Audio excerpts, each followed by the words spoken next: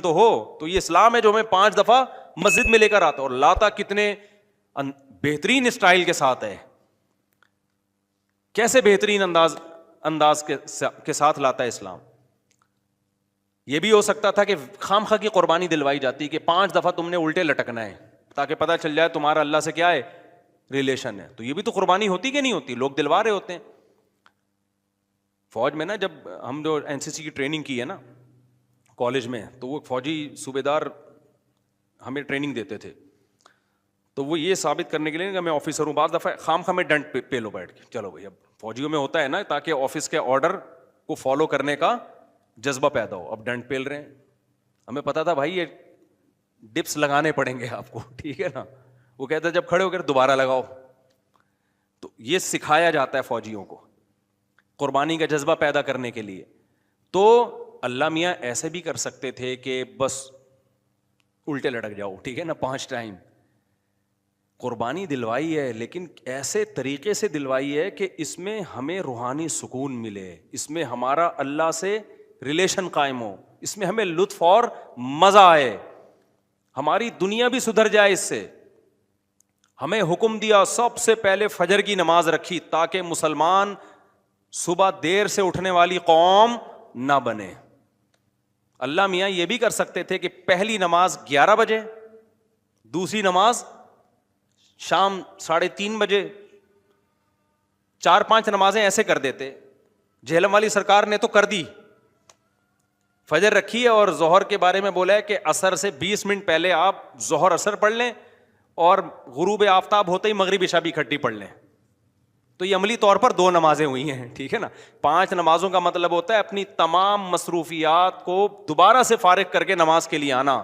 ظہر میں آپ سارے کام چھوڑ کے آتے ہو, پھر واپس چلے جاتے ہو, پھر عصر میں الگ سے آتے ہو, پھر واپس چلے جاتے ہو, پھر مغرب میں الگ سے آتے ہو, پھر واپس چلے جاتے ہو, پھر عشاء میں الگ سے آتے ہو. یہ 5 دفعہ قربانی دلوائی جا رہی ہے. اگر اس طرح سے نمازیں اکٹھی کرنے کا اسلام میں حکم ہوتا تو 3 دفعہ قربانی ہوتی, 5 دفعہ قربانی نہیں ہوتی.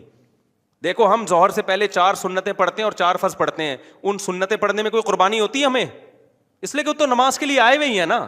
تو اگر ہم 4 فرض کے ساتھ 4 عصر بھی پڑھ لیں تو عصر کی قربانی تھوڑی ہی پھر یہ. تو 5 نمازوں کا مطلب ہی 5 ٹائم پہ آنا ہے. اس میں شاپنگ واپنگ ہی تو رکاوٹ بنتی ہے, اور آپ نے شاپنگ کے لیے کہہ دیا اہل حدیث. حالانکہ اہل حدیث یہ مانتے نہیں ہے, لیکن یہ اس کی عادت ہے جہلم والی سرکار کی کہ کسی بھی مسلک میں کوئی بھی الٹا فتویٰ دے رہا ہوگا نا تو اس الٹے مولوی کو لا کے ہائی لائٹ کر کے مسلک کو بدنام کرنا. تو ایک اہل حدیث کا وہ چلایا کہ ایک اہل حدیث کہتے ہیں کہ میں جب 12:30 بجے شاپنگ کے لیے جاتا ہوں نا اپنی بیوی کو لے کے, تو 12:30 بجے ظہر کے ساتھ کیا پڑھ لیتا ہوں.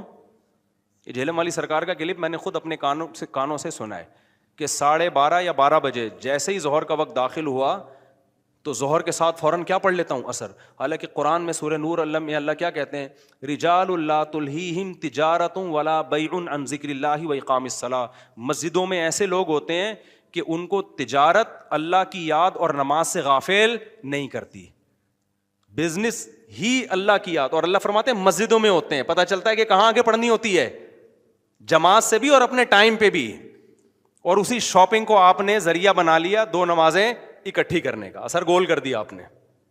یہ ہے تفقع اور بصیرت, سمجھتے ہو. اور اس نماز کا اجر خراب کیا ہے جس کی سب سے زیادہ تاکید قرآن بیان کر رہا ہے. تو خیر, تو کیسا ریلیشن ہے, جلدی سے بات کو سمیٹ کے میں ختم کرتا ہوں. سب سے پہلے اللہ کیا کہتا ہے, مسلمان اپنے مسلم ہونا ثابت کرنے کے لیے کہ میرا اللہ سے ریلیشن ہے, اللہ نے کہا کہ 5 ٹائم نماز پڑھنی پڑے گی. اور یہ 5 ٹائم نماز کیوں رکھی ہے پتہ ہے آپ کو؟ کیونکہ وقت میں بہت بڑی تبدیلی ہوتی ہے. اللہ کہتے ہیں جب بھی اس کائنات میں بڑی تبدیلی ہوگی تو سب سے پہلے میرے سامنے سجدہ کرو گے, اس کے بعد اپنے کاموں میں لگو گے.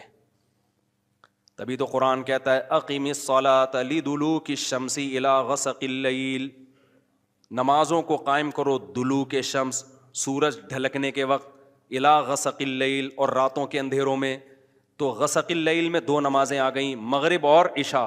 یہ دونوں رات کی نمازیں ہیں, لیکن ان دونوں کے اوقات میں بڑا فرق ہوتا ہے. مغرب میں فل اندھیرا نہیں ہوتا لیکن روشنی بھی نہیں ہوتی, بہت زیادہ وقت میں تغیر ہو جاتا ہے. اور غسق جو ہے لیل جب انتہائی درجے کی ہوتی ہے تو وہ عشاء کا وقت, جب بالکل کیا ہو جاتا ہے, اندھیرا. آگے اللہ کہتے ہیں وقرآن الفجری، اور پھر فجر کا وقت بالکل ڈفرینٹ ٹائم ہوتا ہے، مغرب کا وقت باقی اوقات سے بالکل مختلف ہے، سورج ڈھل گیا، غروب ہو گیا، لیکن ابھی روشنی ہے، اندھیرا شروع نہیں ہوا، پھر گھپ اندھیرا ہو گیا. یہ کیا ہے؟ یہ بڑا تغیر ہو رہا ہے زمین کے اندر. تغیر سمجھتے ہو؟ تبدیلی، چینجنگ، آسان لفظ استعمال کرنا چاہیے مجھے بھی. بڑی چینجنگ آ رہی ہے ٹائمنگ میں، اور اس سے انسان کے جذبات میں اور احساسات میں بڑا فرق پڑتا ہے.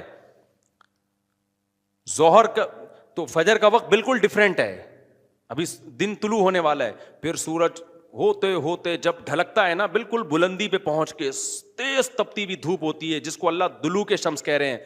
دلوک کہتے ہیں ڈھلکنا. تو سورج کا جو ڈھلکنا ہے نا، بلندی پہ جا کے لڑکنا نیچے، اس کو کیا کہتے ہیں؟ اس میں اللہ نے 2 نمازوں کا ذکر کر دیا، ظہر اور عصر. اس لیے کہ دلوک جو معتد بھی ہوتا ہے، گاڑی اردو پھر استعمال کر رہا ہوں، معتد بھی قابل ذکر دلوک، وہ ایک عصر میں ہوتا ہے، ایک ظہر میں ہوتا ہے. میں نے وہ کلپ ریکارڈ کروایا تھا نا عاقب سعید کو، کہ 5 نمازیں اپنے ٹائم پر ہیں، اور یہ قرآن کی عیسائی سے ثابت ہے کہ نمازوں کے 5 ٹائم ہیں، 3 ٹائم کی نمازیں قرآن میں نہیں ہیں. تو اس پہ میں نے کہا تھا کہ دلوک شمس ہے نا، سورج کا ڈھلکنا، تو معتد بھی ڈھلکنا، قابل ذکر ڈھلکنا ایک ظہر کے وقت ہوتا ہے، ایک عصر کے وقت، کیونکہ عصر کے وقت 45 پہ آ جاتا ہے، اور ظہر کے وقت بلندی پہ جا کے ڈھلکتا ہے. تو اس کے نیچے کے لوگوں کے کمنٹس آئے ہوئے تھے کہ اگر قرآن کا یہ مطلب ہے ڈھلکنے کے وقت، تو پھر تو ہر وقت سورج ڈھلک رہا ہے. سمجھ میں آیا پاگل کسے کہتے ہیں؟ یہ ہے مجتہدین، یعنی ان کا دعویٰ یہ تھا کہ 3 وقت ہیں نماز کے قرآن میں، ظہر ہے اور عشاء ہے اور فجر ہے. وہ 3 وقت سے یہ ثابت کرنا چاہتے ہیں کہ ظہر عصر ملا کے پڑھ لو اور مغرب عشاء ملا کے پڑھ لو. اصل میں 3 ٹائم ہے، یہ غلط ہے. دلوک شمس کا لفظ ہے قرآن میں، اور دلوک سے مطلق دلوک مراد ہے، اور مطلق سے فرد کامل مراد ہوتا ہے، جو معتد بھی. دیکھو فرد کامل کو میں مثال سے سمجھاتا ہوں. پہلے میں یہ جنہوں نے اعتراض کیا نا اٹھ پٹانگ قسم کا، ان کے اعتراض کا جواب دوں. یہ کہتے ہیں ہر وقت، واقعی ہر وقت تو دلوک ہو رہا ہے، لیکن اس کا تو کوئی بھی قائل نہیں ہے، ایسا تو 1 کروڑ نمازیں ہو جائیں گی. ابے سورج بلندی پہ جا کے جب تک پورا غروب نہیں ہوتا تو ہر سیکنڈ ڈھلک ہی رہا ہے نا، تو کیا ہر سیکنڈ میں نماز پڑھیں گے؟ تو ظاہر ہے قرآن وہ بات کرے گا جو انسانوں کے فہم کے مطابق ہوں گی. تو اس سے صاف پتہ چلتا ہے وہ ڈھلکنا مراد ہے جو قابل ذکر ڈھلکنا ہو. تو قابل ذکر ڈھلکنا، جس کو اصطلاح میں کہتے ہیں معتد بھی ڈھلکان، وہ جب ہے جب بلندی پہ جا کے پہلی دفعہ ڈھلکنا شروع ہو اور پھر 45 کے زاویے پہ آ جائے. اس سے زیادہ ڈھلکان والی نماز حدیث سے ثابت بھی نہیں ہے. نہیں آئی میرا خیال ہے بات؟ تو مطلق سے فرد کامل مراد ہوتا ہے. اس کو میں مثال سے سمجھاتا ہوں. دیکھو میں آپ سے کہتا ہوں چائے لے کر آؤ، آپ برف ڈال کے ٹھنڈی چائے لے آئے، میں کہوں گا یہ کیا لے آیا؟ آپ کہیں آپ نے بولا تھا گرم چائے لاؤ. میں بولوں گا جب میں نے چائے کا لفظ مطلق بولا ہے، اس کے ساتھ کوئی گرم یا ٹھنڈے کی قید نہیں لگائی، تو اس سے فرد کامل ہی مراد ہوتا ہے. کامل فرد چائے کا کیا ہے؟ کامل درجے کی چائے کیا ہے؟ جو گرم ہوتی ہے، درمیانی درجے کا میٹھا ہوتا ہے اور مناسب سی پتی ہوتی ہے. میں نے آپ سے کہا چائے لے کر آؤ، آپ 6 چمچ زہر بنا کے نا پتیوں کے ڈال کے لے آئے، اور سب میں نے کہا یہ کیا لے کر آیا ہے؟ آپ کہہ رہے ہیں، آپ بول رہے ہیں چائے. میں کہا بھائی تو زہر بنا دی. تو آپ بولو آپ نے یہ تھوڑی کہا تھا نارمل چائے، آپ نے تو چائے بولا تھا، تو چائے میں تو کوئی بھی چائے. سمجھ میں آ رہی ہے بات کہ نہیں آ رہی؟ یہ چیزیں اصول فقہ میں پڑھی جاتی ہیں جو آج کل کے اسکالرز نے نہیں پڑھی، تبھی قرآن و حدیث کا مطلب بھی ان کو سمجھ میں نہیں آتا. تو المطلق اذا اطلق یراد به الفرد الکامل، یہ اصول فقہ کا مسئلہ ہے اور لغت کا بھی مسئلہ ہے. یہ قاعدہ ہے، ضابطہ ہے کہ جب بھی کوئی لفظ علی الاطلاق بغیر کسی قید کے بولا جائے گا تو فرد کامل مراد ہوتا ہے، اکمل نہیں. اکمل کا مطلب بہت اوپر کی زعفران والی چائے، نہ فرد کامل جو ناقص نہ ہو. زعفران والی چائے لے آؤ گے پھر بھی برا لگے گا. آپ بولو گے بھائی مفتی صاحب آپ نے چائے بولا تھا اور کہا تھا کہ فرد کامل مراد ہوتا ہے، تو میں اس میں زعفران ڈال کے لے آیا. اب میں پتہ نہیں زعفران پیوں نہیں پیوں یار، تو کیا کر کے لے آیا؟ میں تو کامل نہیں، میں تو اکمل. تو میں بولوں گا قاعدہ یہ ہے کہ مطلق جب بولا جاتا ہے تو نارمل جو کامل ناقص نہ ہو، اکمل مراد نہیں ہوتا اس سے. سمجھتے ہو؟ تو یہ قاعدے قرآن و سنت پہ بھی جاری ہوتے ہیں، کیونکہ اللہ میاں نے بھی تو کلام کیا ہے نا، نبی نے بھی تو کلام کیا ہے، تو نبی کے کلام میں بھی وہی لغت کے قاعدے چلیں گے جو عام قاعدے ہیں. سمجھتے ہو گے نہیں سمجھتے؟ تو اب دیکھو قرآن کہہ رہے اقیم الصلاۃ لدلوک الشمس، سورج کے ڈھلکنے کے وقت. تو ڈھلکنے سے فرد کامل جو کامل درجے کا ڈھلکنا ہے، تو کامل درجے کا ڈھلکنا ایک جب بالکل بلندی پہ جا کے ڈھلکنا شروع ہوتا ہے، اس کو کہتے ہیں ڈھلکنا، پہلی دفعہ جب ڈھلکنا. اور دوسرا جب 45 کے زاویے پر جو عصر کے قریب کا ٹائم ہے جس میں سورج میں تغیر پیدا ہونا شروع ہو جاتا ہے تو یہ ڈھلکنا ہے. تو اب جب بھی زمین میں کوئی نیا ٹائم داخل ہوتا ہے نا تو اللہ کہتے ہیں کیا کرنا ہے سب سے پہلے اللہ کا شکر. تبھی علماء نے اصول فقہ کی کتابوں میں لکھا ہے کہ نمازوں کے جو اوقات ہیں نا یہی نماز کا سبب ہے. سمجھتے ہو؟ اللہ میاں نے نمازوں کے اوقات کو نماز کا سبب بنا دیا. اب اس بات کو بھی سمجھو, اصل میں نماز کا سبب ہے اللہ کے احسانات. نماز جو ہم پڑھتے ہیں اس کا اصل سبب کیا ہے؟ اللہ کے احسانات. اب اللہ کے احسانات تو 24 گھنٹے ہیں, تو کیا 24 گھنٹے پڑھتے رہیں؟ ظاہر ہے اس میں حرج ہے. تو اللہ میاں نے کیا کیا؟ اللہ میاں نے بولا دیکھو شریعت کا ایک اصول ہے. ابھی کیا تمہیں پورا اصول فقہ بیٹھا کے سمجھاؤں میں, لیکن کیا کریں سمجھائے بات سمجھ میں آتی نہیں. دیکھو شریعت کا اور کامن سینس کا بھی ایک اصول ہے کہ جب کسی, پہلے میں مشکل اردو میں سمجھاتا ہوں پھر ایکسپلین کروں گا. جب کسی حکم کا مدار کسی حقیقی سبب پہ رکھنا ممکن نہیں ہوتا نا تو سبب ظاہر پر حکم کا مدار رکھا جاتا ہے. مشکل ہے مجھے پتا ہے, آسان کر کے سمجھا رہا ہوں. دیکھو ہم جو سفر میں 2 رکعتیں پڑھتے ہیں اس کی اصل وجہ ہے مشقت. کیوں ہم 2 رکعتیں پڑھتے ہیں؟ بھائی ٹینشن ہے سفر میں. اللہ نے نماز کیا کر دی کہ بھائی سفر میں آدمی ایسے راحت میں نہیں ہوتا جیسے گھر میں ہوتا ہے نا. تو اللہ میاں نے کیا حکم دیا کہ بھائی کتنی پڑھنی ہے؟ 2 پڑھنی ہے. تو اصل جو وجہ ہے نا سفر میں 4 کی 2 جو اللہ نے کر دی ہیں اس لیے کہ سفر میں آدمی اتنی خوشی اور راحت میں نہیں ہوتا بلکہ تھوڑی سی ٹینشن میں ہوتا ہے. لیکن اگر اللہ تعالیٰ یہ کہتے کہ ٹینشن ہی پر حکم کا مدار ہے تو یہ ٹینشن کم ہونے کے بجائے بڑھ جاتی. وجہ اس کی ہے کہ ہم سوچتے رہتے پتہ نہیں مجھے سفر میں ٹینشن ہو بھی رہی ہے کہ نہیں ہو رہی ہے. بعض دفعہ لوگ سفر میں گھر کی نسبت زیادہ خوش ہوتے ہیں. آپ جا رہے ہو جہاز میں یا ٹرین میں, بڑا مزہ آ رہا ہے, آدمی کو یار اللہ میاں نے تو کہا تھا ٹینشن کی, اب تو ٹینشن نہیں ہو رہی. تو وہمی تو ویسے ہی بڑھ جاتا وہمیوں کا پروگرام نا. وہ تو سارا جو 6 گھنٹے جس کا وضو نہیں ہوتا وہ یہ کیسے سوچے گا کہ مجھے ٹینشن ہو رہی ہے کہ نہیں ہو رہی. پھر اگر ہو رہی ہے تو کتنے کلو ٹینشن ہو رہی ہے. بعض دفعہ ہو رہی ہے لیکن آدمی کہتا ہے یار اتنی تو مجھے گھر میں بھی ہوتی ہے, یا ہو سکتا ہے نہیں ہوتی ہے. تو اسلام ان بکھیڑوں سے نکال کے اللہ میاں نے کیا کیا, بھائی سفر سبب ہے ٹینشن کا اور ٹینشن سبب ہے نماز کا. تو اصل سبب تو ٹینشن ہے, لیکن اگر ٹینشن پہ میں نے ڈال دیا نا مدار تو یہ ٹینشن کم نہیں ہوگی بڑھے گی. لہذا سفر پہ ڈال دیا میں نے. اب سفر ہوگا تو چھوڑ دو ٹینشن ہے یا نہیں, وہ 2 پڑھا کرو. نہیں ہے بات میرا خیال ہے.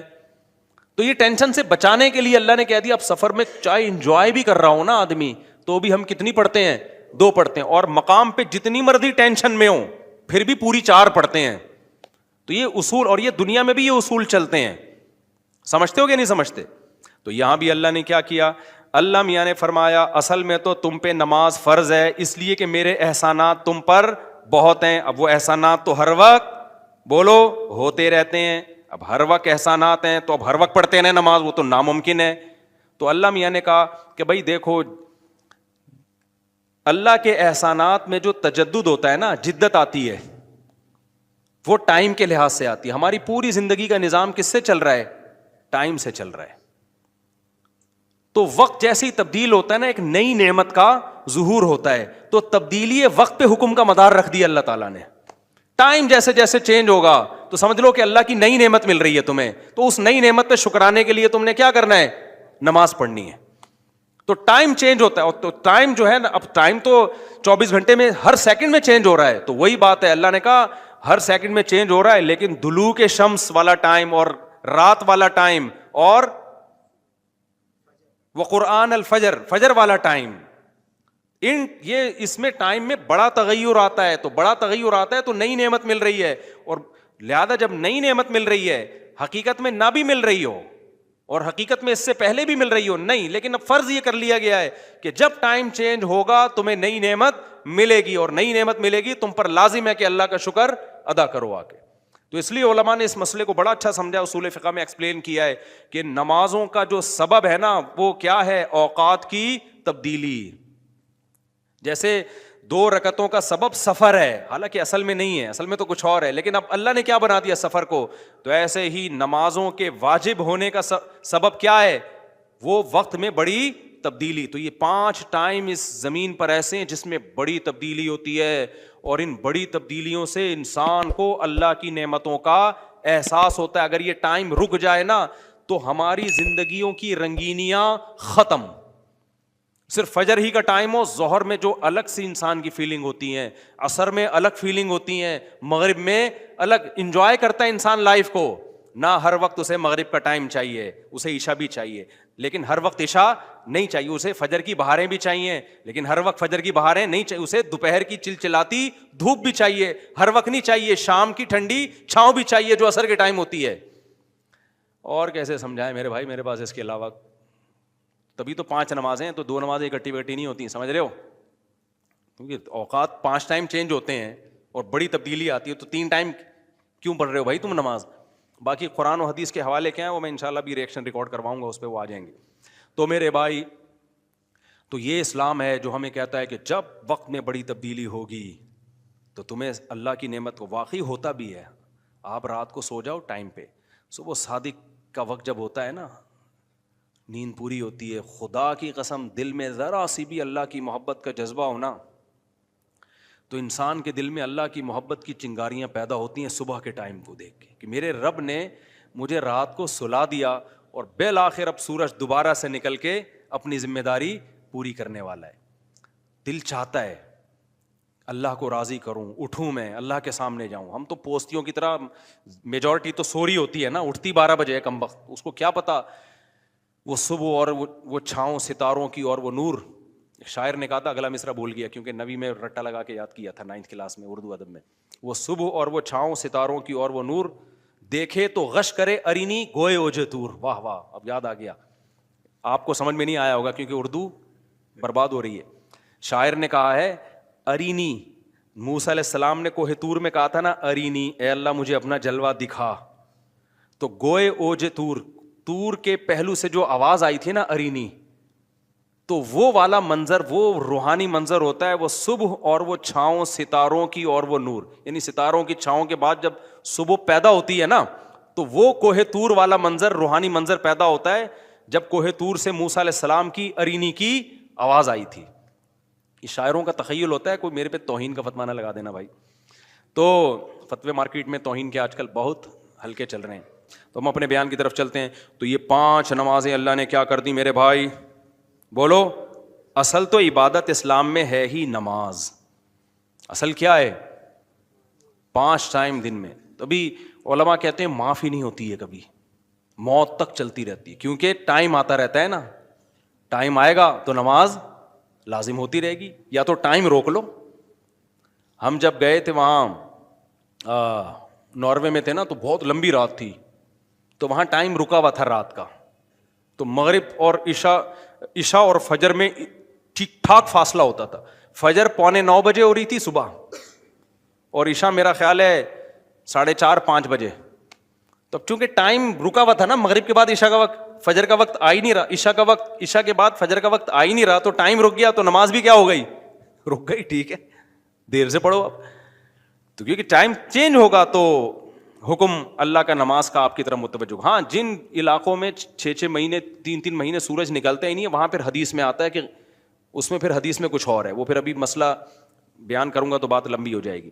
یہ ان جگہوں کی بات ہے جہاں دلوک شمس ہو رہا ہے, سورج نکلتا ہے اور 24 گھنٹے کے اندر غروب ہو جاتا ہے, تو وہاں پھر نمازیں کس طرح ہی پڑھی جائیں گی, ٹائم کے ساتھ اللہ نے اس کو جوڑ دیا ہے.